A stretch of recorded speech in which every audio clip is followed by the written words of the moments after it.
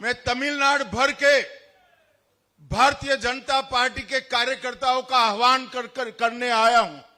समय आ गया है तमिलनाडु में डीएमके की ये देश विरोधी और भ्रष्टाचारी सरकार को समाप्त करने का। இங்கே கூடியிருக்கிற அத்தனை பாஜக தொண்டர்கள் மட்டுமல்ல, தமிழ்நாட்டில் உள்ள அத்தனை தொண்டர்களுக்கும் நான் சொல்லிக் கொள்ளும் கருத்து என்னவென்றால், நேரம் வந்துவிட்டது. திமுகவின் தேச விரோத ஆட்சி, மக்கள் விரோத ஆட்சியை முடிவுக்கு கொண்டு வரும் காலம் நெருங்கிவிட்டது. सभी लोग नए उत्साह के साथ लवरेज होकर, पैरों में गति लाकर तमिलनाडु के अंदर एनडीए की सरकार बनाने के लिए अपनी कमर कस ले।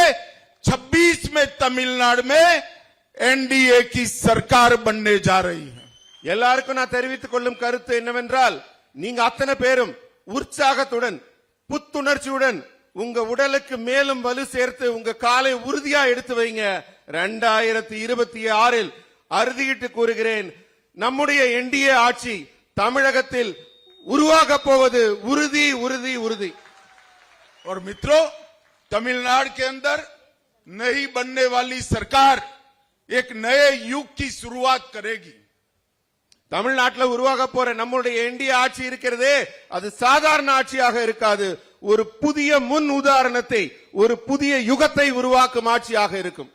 तमिलनाडु के अंदर भाई भतीजावाद की ये दुकान समाप्त हो जाएगी। இங்கே வகுப்புவாதம், பிரிவினைவாதம் என்ற சிந்தனை எல்லாம் ஒரு முடிவுக்கு கொண்டு வரப்படும்। तमिलनाडु के अंदर करप्शन का हमेशा के लिए अंत होगा। தமிழ்நாட்டில் புரையோடி கொண்டிருக்கும் ஊழல் முற்றிலுமாக ஒழிக்கப்படும்।